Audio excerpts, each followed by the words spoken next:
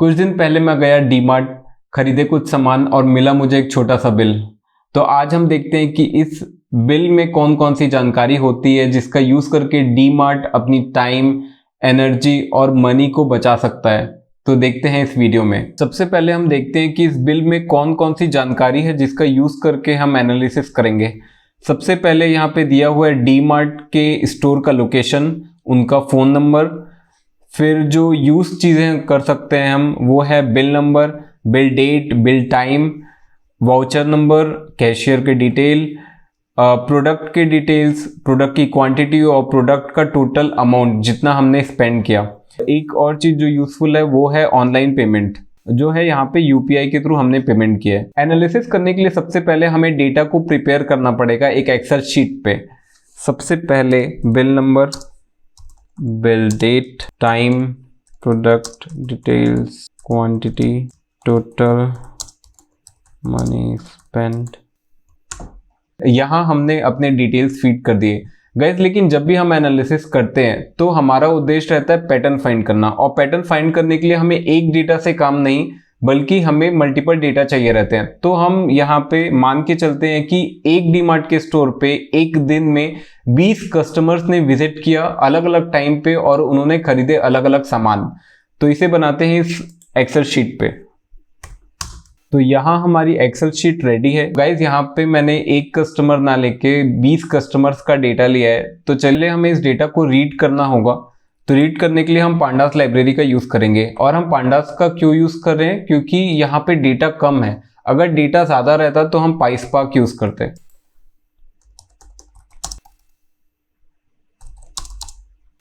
और यहाँ पे हमने इस डेटा को रीड कर लिया है जो कि एक वेरिएबल के अंडर में है और उस वेरिएबल का नाम हमने दिया है df। तो अब इसमें देखते हैं कि कौन कौन से कॉलम्स है और कौन कौन से कॉलम्स को हम यूज कर सकते हैं। सबसे पहले जो कॉलम हम यूज कर सकते हैं वो है बिल नंबर। हम यूज कर सकते हैं, देखिए डेट तो सेम ही है तो डेट को हम लोग यूज नहीं कर सकते इसमें, इससे कुछ पता नहीं चलेगा। स्टोर लोकेशन हम यूज नहीं कर सकते। हम यूज कर सकते हैं bill time, product detail, product quantity और पेमेंट टाइप तक। तो सबसे पहले बिल टाइम को देखते हैं और इसमें से कौन कौन सा एनालिसिस करते बनता है।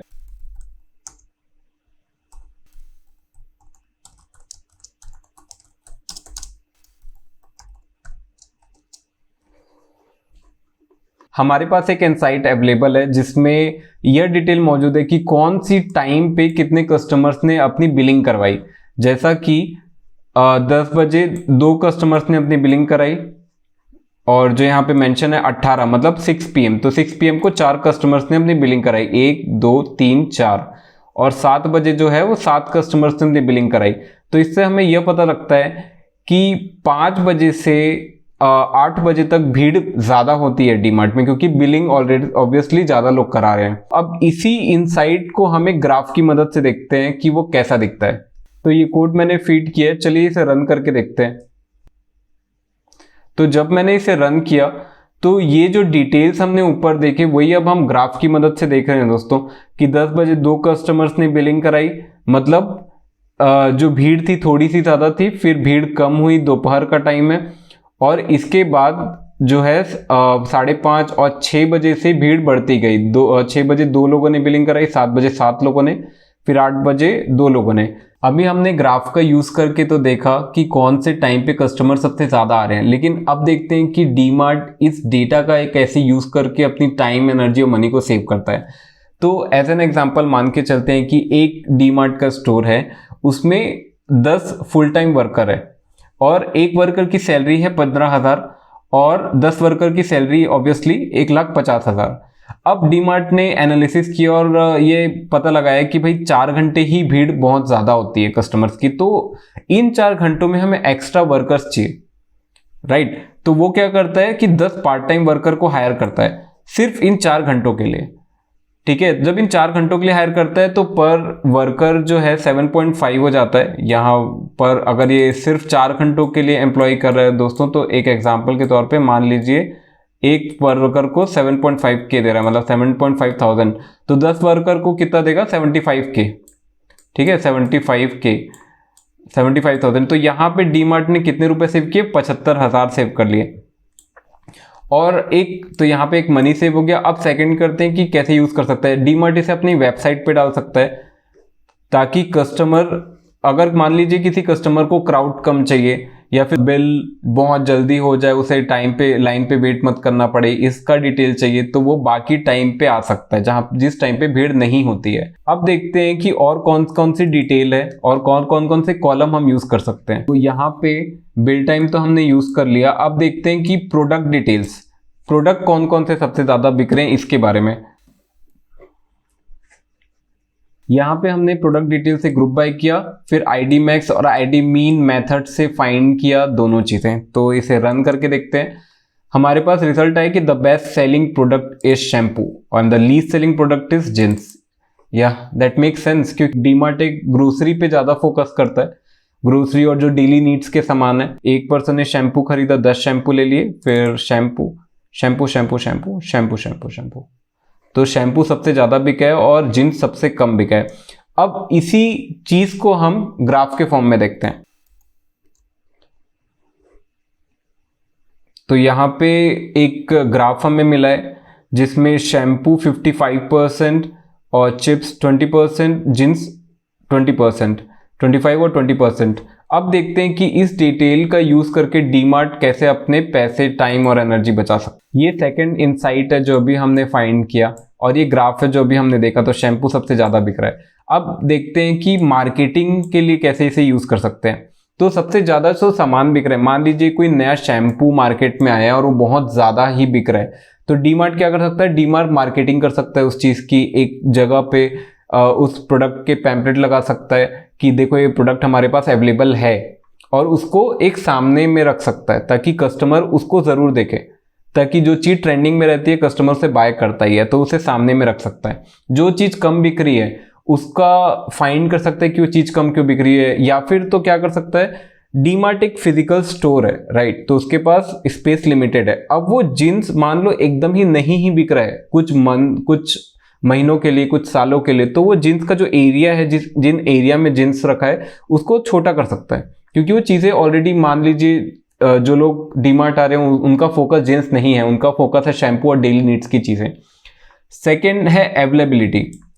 ऑब्वियसली जब शैम्पू ज्यादा बिक रहा है तो उसको अवेलेबल रखना ही पड़ेगा, तो अवेलेबिलिटी की चिंता यहाँ पे कर सकता है। स्पेस, जैसा कि मैंने आपको बताया कि जैसे जो चीज ज्यादा बिक रही है उसको ज्यादा स्पेस रखो, उसको सामने रखो, तो वो चीज ज्यादा दिखेगी और जो दिखता है वो बिकता है।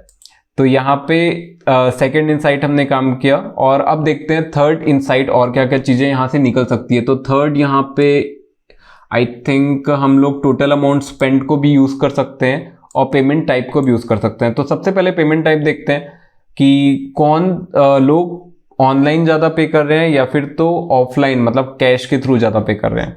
तो यहाँ पे हमने ग्रुप बाय किया है पेमेंट टाइप में और हमने फाइंड किया है टोटल अमाउंट स्पेंड। तो हर पेमेंट के लिए सम आ जाएगा टोटल अमाउंट स्पेंड का। तो यहाँ पे हमें पता चला कि जो कैश है उससे 2000 पे किया और ऑनलाइन जो है 16000। सेम चीज ग्राफ की मदद से देखते हैं कि सीन क्या है। ओके, ग्राफ की मदद से काफी क्लियर है दोस्तों कि ऑनलाइन जो पेमेंट है लोग प्रिफर कर रहे हैं अभी ऑनलाइन पे करना, और कैश बहुत कम लोग पे कर रहे हैं। जैसे 87.9% जो ट्रांजैक्शन हुए, अमाउंट हुआ, वो हुआ ऑनलाइन, और कैश हुआ सिर्फ और सिर्फ 12.1%। अब देखते हैं कि जो डीमार्ट है वो उसे कैसे यूज कर सकता है हमारे इस डेटा को। तो मुड़ते हैं नेक्स्ट स्लाइड की तरफ, जो कि है total amount spent by payment type.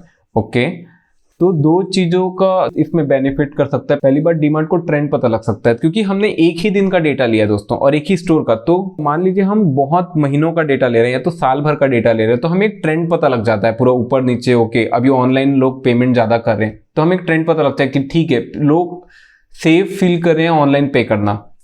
Second, manage payment machines. मान लीजिए कोई ऑनलाइन पेमेंट कर रहा है, यूपीआई के थ्रू कर रहा है, तो जो मशीन है जिसके थ्रू यूपीआई का पेमेंट होता है उसको अवेलेबल रहना बहुत ज़रूरी है, वो सही से चल रहा हो, या फिर वाईफाई बहुत ज़्यादा ज़रूरी। तो उन दो चीज़ों का यहाँ पे ध्यान रखा जा सकता है।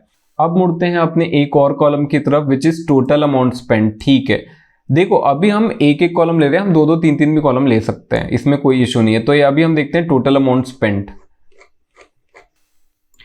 यहाँ पे हमने सिंगल कॉलम लिया टोटल अमाउंट स्पेंट और उसका एवरेज, मिनिमम और मैक्स फाइंड किया है। हमें पता चला कि जो एवरेज एक्सपेंडिचर है, मतलब एवरेज स्पेंड कर रहा है एवरेज पर्सन, वो 913 रुपीज़ है और मिनिमम जो खर्चा कर रहा है 5 रुपए का कर रहा है ऑब्वियसली, क्योंकि चिप्स का रेट 5 रुपए है यहाँ पे, और मैक्सिमम एक्सपेंडिचर है 4000।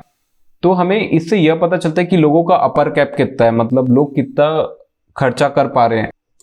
तो मुड़ते हैं नेक्स्ट स्लाइड की तरफ। ठीक है, सबसे पहला जो यूज कर सकता है डीमार्ट इस डिटेल का, वो है ट्रेंड फाइंड करने का। मान लीजिए कस्टमर्स ज्यादा पे कर रहे हैं, मतलब हर कस्टमर जो है ज्यादा पे कर रहा है, तो इसका मतलब है कि लोगों के हाथ में ज्यादा पैसा है, तो लग्जरी आइटम से इंट्रोड्यूस कर सकता है, एक अलग सेगमेंट को इंट्रोड्यूस कर सकता है।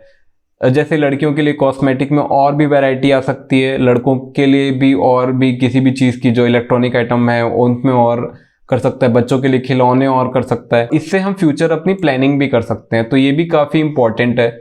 और गाइज यहाँ पे हमने डेट और स्टोर लोकेशन का यूज नहीं किया है क्योंकि वो सेम हमने लिया था। तो अभी आपने देखा कि एनालिसिस करके डीमार्ट कैसे अपने पैसे बचा सकता है। गाइज जब भी हम लोग डेटा लेते हैं, जब रियल लाइफ डेटा रहता है, तो रियल लाइफ डेटा बहुत बड़ा होता है, उसमें हंड्रेड्स ऑफ कॉलम होते हैं और बहुत सारे हंड्रेड्स, लैक्स, रोज, करोड़ रो होते हैं और बहुत ज्यादा कॉम्प्लिकेशन होता है। तो अभी जो हमने डेटा लिया था वो एक स्टोर के एक डेट के सिर्फ 20 कस्टमर्स का डेटा लिया था और उसमें भी जो टाइम स्टैम्प थे नल नहीं था, डुप्लीकेट डिस्क्रिप्टेंसी नहीं थी, तो काफ़ी इजी डेटा सेट मैंने लिया था सिर्फ आपको समझाने के लिए।